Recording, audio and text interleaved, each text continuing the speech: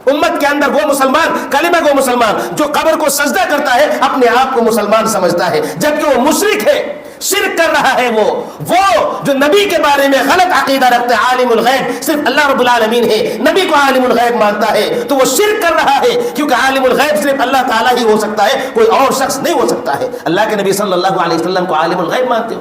کس طرح سے مانتے ہو؟ کتنی ساری حدیثیں ہیں جس سے یہ پتہ چلتا ہے کہ اللہ کے نبی صلی اللہ علیہ وسلم عالم الغیب نہیں، بلکہ خود قرآن کے اندر کہا وما تدری مل کتاب ولا ایمان، آپ کو تو پتہ بھی نہیں تھا کہ ایمان کیا چیز ہے اور کتاب کیا چیز ہے۔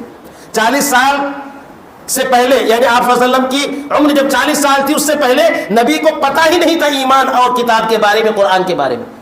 تو آپ ذرا سوچئے کہ جن کے بارے میں اللہ رب العالمین کہہ رہا آپ کو پتہ نہیں تھا، عالم الغیب کون ہوتا ہے؟ جو غیب کی ساری باتیں معلوم ہوتی ہے، کتاب ابھی آئی نہیں تھی، پھر بھی نبی کو معلوم ہونا چاہیے تھا۔ اللہ تعالیٰ کہہ رہا آپ کو پتہ نہیں، ایمان کے تعلق سے کوئی حکم نازل نہیں ہوا تھا، نبی کو پتہ نہیں تھا، اللہ رب العالمین کہہ رہا آپ کو پتہ نہیں، تو کیسے وہ عالم الغیب ہو گئے؟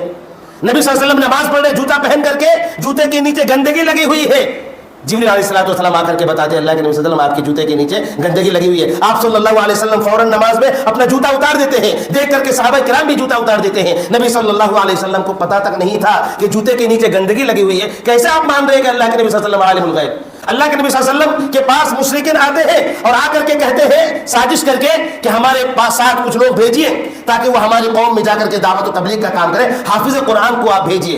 نبی صلی اللہ علیہ وسلم نے 70 صحابہ کرام کو بھیجا، ایک مرتبہ 10 صحابہ کرام کو بھیجا تھا، اور مقصد ان کا یہ نہیں تھا کہ تبلیغ کرے، مقصد یہ تھا کہ مسلمانوں کو ختم کیا جائے، جو لوگ مسلمانوں کے وہ لوگ ہیں جنہوں نے قرآن کو حفظ کر لیا ان کو ختم کر دیا جائے اور سازش کر کے ان کو قتل کر دیا جائے، مقصد ان کا یہ تھا۔ نبی صلی اللہ علیہ وسلم اگر عالم الغیب ہوتے تو نبی صلی اللہ علیہ وسلم کو پتہ ہو جانا چاہیے تھا کافروں کے اس ارادے کے بارے میں۔